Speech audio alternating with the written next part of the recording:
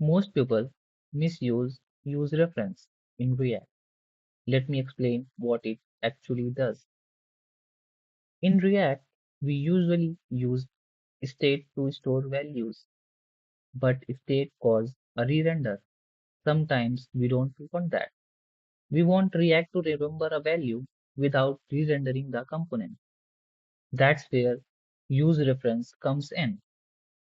UseReference store a value that persists across renders, but React does not watch it. Changing a reference does not trigger a re-render. Now, in this code, I am creating two use reference, one for a count and one for a input reference.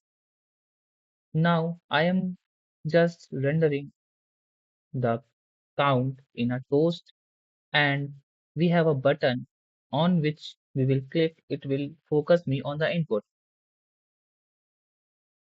Now, if I refresh this page, component renders one time. Use reference value is 1, but render count showing 0 because when we change the use reference value, it does not re-render the component. Now, if I click on the focus input use reference, it will focus me on the input. It will focus me on the input, as you can see. This effect runs after every render. Each time I increase the reference value, React remember it, but it does not re-render because of it.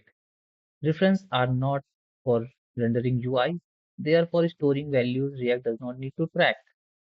If UI needs to be changed, you must use useState. If you just need to remember something, use reference. Use reference is not a magic, it's just a safe place to store values. Remember this rule. Use reference, remember values without causing a re-render. Save this if it finally makes sense.